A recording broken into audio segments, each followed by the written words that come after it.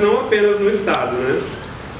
Eles estão disseminados pelas relações de poder em níveis locais e em níveis mais sistêmicos. Então, quando a gente desnaturaliza essa questão da estrutura, a gente pode ver um pouco mais como que a gente pode mudar a organização social também, né? Mesmo que seja aos poucos. Então, se a gente vê que a nossa sociedade é organizada com desigualdades de gênero, de raça e de classe, a gente não pode pensar que elas são naturais, né? A gente tem que pensar que elas têm esses significados por causa das disputas de significado e das relações de poder. Quando a gente fala em máquina social, a gente percebe o efeito desses programas políticos, né?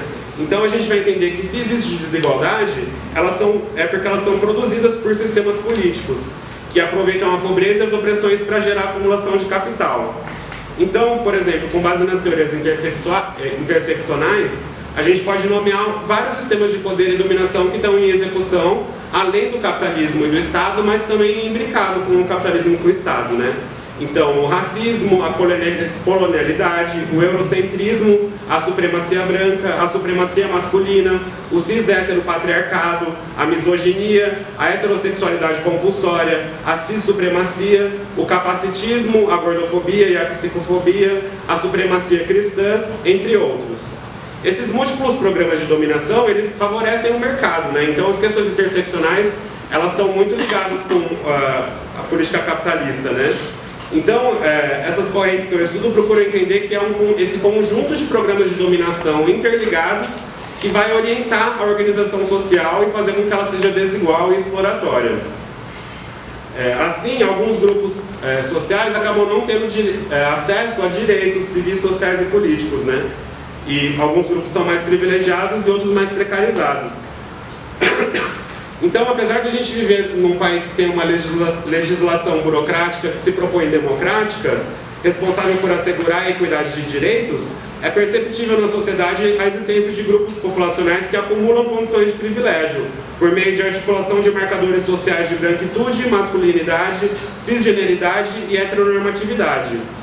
Mas também não são só esses marcadores clássicos, né? A gente pode complexificar sempre o debate e também alcançam condições de relativo privilégio pessoas com condições estáveis e privadas de renda, emprego, moradia, educação e saúde, pessoas adeptas da religião hegemonizada jurídica e culturalmente, pessoas magras, pessoas andantes, falantes, ouvintes e videntes, entre outras. Então, do outro lado desse processo de produção do privilégio, tem a produção da precariedade, né? Vários grupos, histórica e cotidianamente, estão sendo alocados em condições de subalternidade, objetificação, pauperidade, precariedade, vulnerabilidade e violência. Então, eu gostaria de encerrar minha fala agora, já está precisando, perturbando um pouco a noção mesmo de política pública, né? Se a gente está nas ciências sociais e nos movimentos políticos,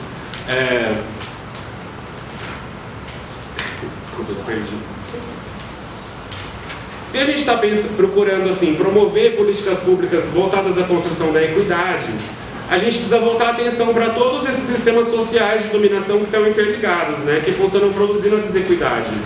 Eu concluo que é pouco efetivo combater os efeitos de desequidade se a gente não promover um combate a esses sistemas múltiplos de poder, né, que estão construindo a desequidade há séculos e todo dia. Se a desequidade é produzida, não basta apenas tentar amenizar seus efeitos, isso é apenas enxugar gelo.